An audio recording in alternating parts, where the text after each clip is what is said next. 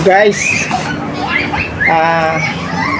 nawala yung ating mga African lovebirds. Nasira kasi yung kulungan nila. Ayan, oh. Tapos yung umuupa sa amin si Don, tsaka si Dimple, may inalok na ibon.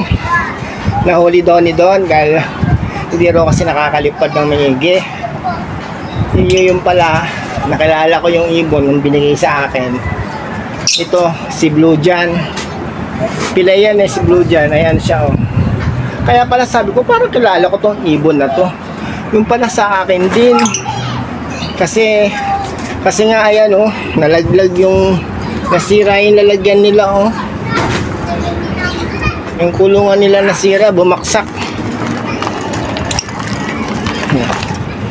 Kangangat-ngat nila. Ganyan sila kalalakas, nangangat-ngat nila yung kanilang kanilang kulungan.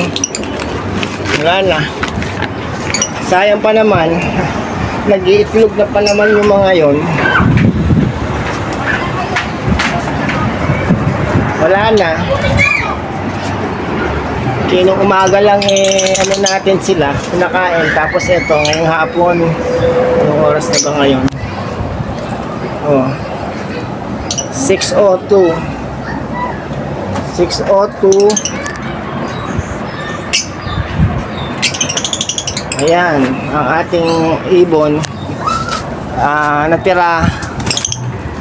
natira yan, yung nalang isa. Tapos ito ngayon nahuli ni Don na yung si Blue Jan. Ayan si Blue Jan, oh.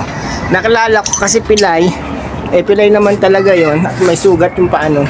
Sana ito na lang dalawang to ang natin. Naku, wag mong bubugin yan, may sakit na yan, wag mo wala tayong kulungan. Malas naman natin, oh. Nakawala yung tatlo nating lovebirds. Ayun yata, ayun sila, oh. Ayun sila, lumilipad. Sana bumalik ang ating lovebirds. Sana bumalik sila. Wala na, nasira yung kanilang kulungan, oh, bumaksak. Hindi pala matibay yung ganitong klaseng kulungan. 1 taon na rin yan. Ito, inaaway ni oh, yung isa, naaway naman siya. Itong natin, huwag mo siyang awayin. Wala tayong ibang kulungan, yan lang ang ibang nating kulungan. Ito, ayan guys, oh, sira na.